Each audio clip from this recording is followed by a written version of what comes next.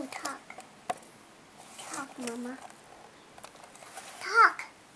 Standing 630 feet above the Mississippi River, anchored 60 feet in the ground and weighing 17,000 tons, is the gateway to the west, better known as the St. Louis Arch. The arch is just part of a 91-acre memorial to Thomas Jefferson and exploring the western half of the United States. I would like to share some information about the history, architecture, and engineering of the arch, along with the experience of visiting the monument. According to the National Park Service website, the location of the arch was selected in 1935. Approximately 40 city blocks were purchased to commemorate the westward expansion.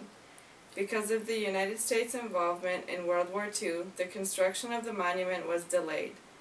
After many years of delay, in 1947, the Jefferson National Expansion Memorial Association held a nationwide competition to create a design for a monument. The winner was Eero Saarinen. Saarinen was born in Finland in 1910 to very talented parents. His father was a successful architect and his mother was a sculptor. At age 12, Eero Saarinen won his first design contest, introducing his incredible talent for architecture. The very next year, 1923, his family immigrated to the United States. They settled in Cranbrook, Michigan. Saarinen studied at Yale School of Architecture and graduated in 1934. After traveling to Europe for 2 years for an internship, he joined his father's firm as an instructor. He taught architecture there for some time and then finally received his first job as an independent architect, the Arch. Later in his life, he designed the General Motors Technical Center in Detroit, the TWA terminal in New York City, and the Dulles International Airport near Washington, D.C. Saarinen carefully studied the environment of the monument was to be placed in. He concluded that the monument was to be a catenary curve. This term describes the shape of a free-hanging chain if it were to be held at both ends. Of course, the shape is inverted to display an upright curve. The smooth design was one of 3 firsts in the country, and all of them can be found in St. Louis. The first was Eads Bridge, built in 1874, a tubular steel structure that can be found as the northern boundary of the Jefferson Memorial. The second is the steel plate girder bridge used as the southern boundary of the memorial.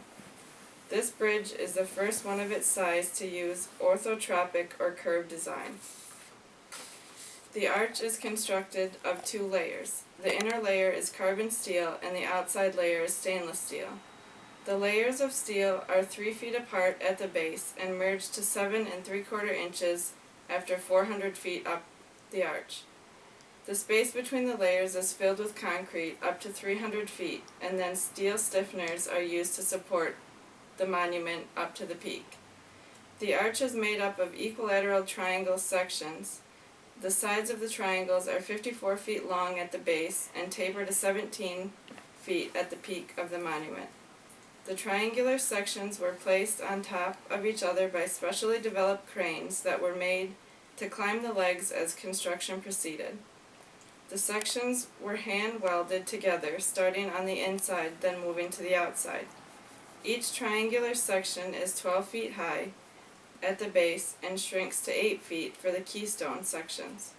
The magnificent structure was started in February of 1963 and finished in October 1965, but not open to the public until 1967. The structure is built with incredible strength. It can withstand an earthquake if necessary. Surprisingly, it would take 50 miles per hour wind or higher to make the arch sway just 1 inch off the center mark. An interesting fact about the arch is that the measurement from the ground to the top is the same as the measurement between the outside edges, 630 feet. If you ever have a chance to go and visit the St. Louis Arch, I strongly recommend it. Upon entering the underground museum, there is an option to travel to the top. On a clear day from the top, you can see about 30 miles. It is an incredible feeling. To reach the observation deck, there's a 40-passenger train that travels up each leg of the structure. On your way up to the top, you can see a total of 1,076 stairs.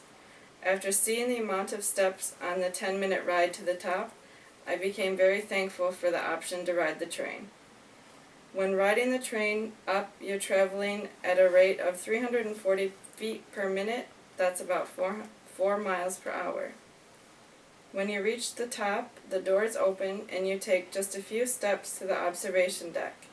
This space is only 7 feet wide and 65 feet long. Needless to say, I hope there aren't a lot of people there on the day you choose to visit. When looking out of one of the tiny windows, the feeling of awe sets in. The view is amazing. If you don't have a fear of heights, I encourage you to look down. It gave me butterflies. I felt like I was just floating there. I've never been in a position where I didn't see what I was standing on, but because of the smallness of the windows, you don't see the sides of the structure that are supporting you. All you see is air and the ground below. After you've seen enough, the train will take you back to the bottom where there is a gift shop. Like I said before, if the opportunity ever shows itself to experience the arch, take it. But don't forget, the arch isn't the only component to the Jefferson Memorial. The memorial also includes the old courthouse where Dred Scott sued for his freedom, and the Luther Eli Smith shopping square. Please take the time to experience history and the things that are near and far to you. You will not be disappointed. Yay! Good job. Can you clap for Mama? Say, good job, Mama.